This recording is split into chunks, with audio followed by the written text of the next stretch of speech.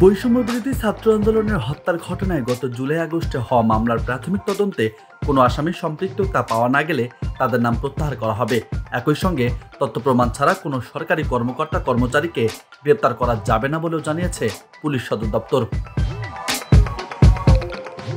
মঙ্গলবার সংস্থাটি থেকে পাঠানো এক চিঠিতে এই নির্দেশনা দেওয়া হয়েছে। পরে ডিআইজি মোহাম্মদ কামরুল আহসান সই করা চিঠিটি সারা দেশের প্রত্যেক থানার ভারপ্রাপ্ত কর্মকর্তাকে ফ্যাক্স করা হয়েছে। পুলিশ সদর দপ্তরের ডিআইজি মোহাম্মদ কামরুল আহসানের সই করা ওই চিঠিতে বলা হয়েছে, আইন শৃঙ্খলা সংক্রান্ত উপদেষ্টা পরিষদ কমিটির প্রথম সভার সিদ্ধান্ত অনুযায়ী ছাত্র জনতার অভ্যুত্থানের শাহাদাত বরণকারী পরিবার বা সংক্ষুব্ধ ব্যক্তির বিভিন্ন আদালত বা থানায় দায়ের করা মামলায় সঠিক তথ্য-প্রমাণ ছাড়া সরকারি কর্মকর্তাদের গ্রেপ্তার করা যাবে না।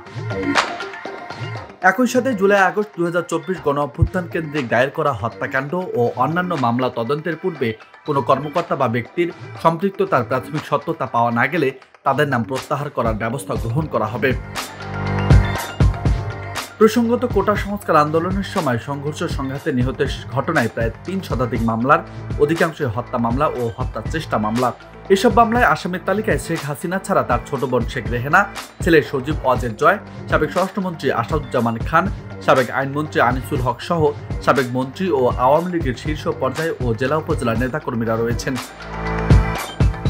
নিউজ ডেস্ক, বার্তা 24।